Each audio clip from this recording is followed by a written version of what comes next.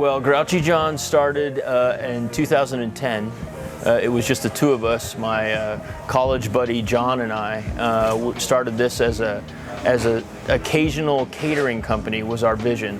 It started as a single espresso machine and a single coffee maker on a card table. We were doing art galleries and school fairs for a few months, and this was something that we thought we would do on the weekends or in evenings as we both pursued other careers.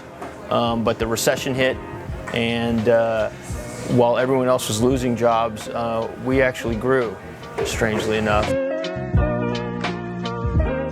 The food truck phenomenon was starting, and after a few months, we graduated from a card table, essentially, to a trailer that we took around the first Friday, to more school events and more catering events, and a lot of food truck events. The food truck community here in Las Vegas really embraced us and helped us out, and we grew from there. And after about a little over a year of operating, we opened our first brick and mortar shop, the shop you're in right now here on Maryland Parkway. And we've grown to a second shop since then, and our trailer has evolved into a truck now.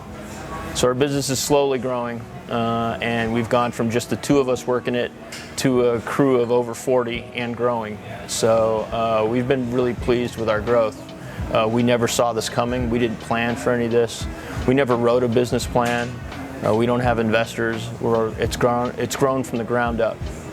This location came to us out of pure luck. At the time, we were just in 2011 when we started looking for a brick and mortar location.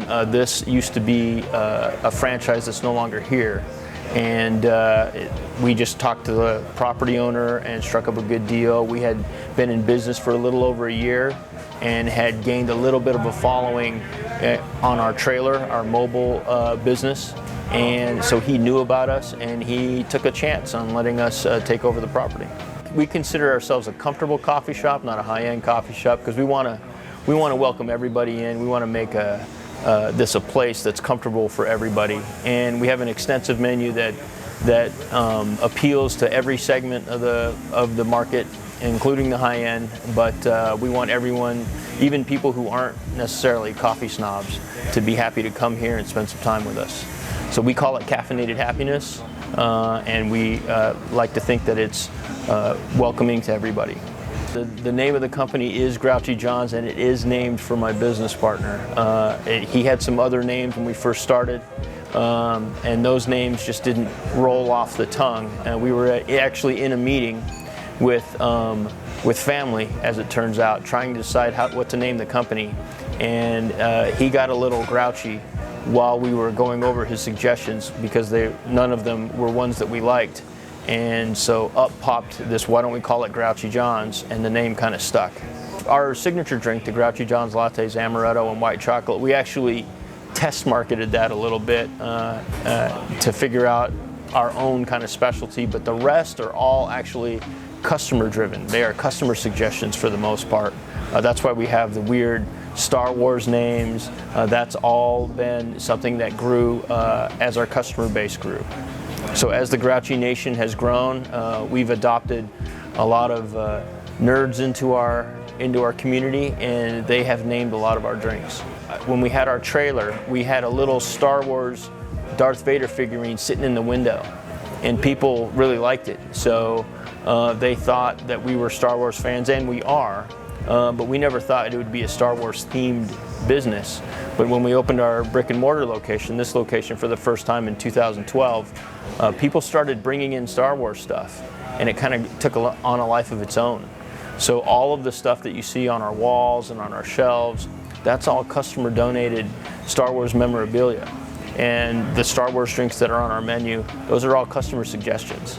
So we can't take credit, we just reacted to what our community told us. We also opened up our walls to local art. We feel that as much as possible, our business should be locally sourced.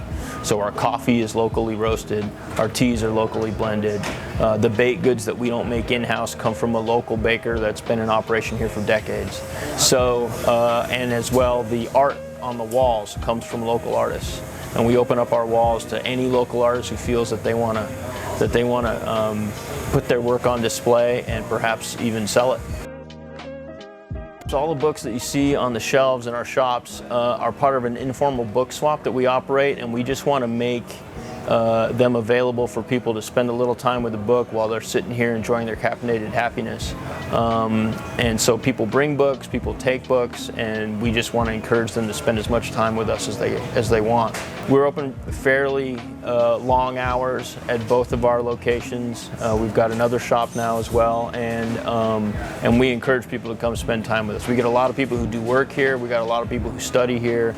Our business model is predicated on being that neighborhood spot that you come to when you can't be at home and you can't be at work, and you need a comfortable place to come do whatever it is you want to do. We feel that that's a point of differentiation between us and maybe the big corporate chains, is that instead of kind of just maximizing your customers' revenue and getting them out as quickly as possible, we want a place where we can just kind of hang out. That's the vibe what we want, and that makes us a little different. So, and plus, we want to open a place where we're welcome too. It's always been a dream of mine to have a place that I can't get kicked out of. So here's our pastry case.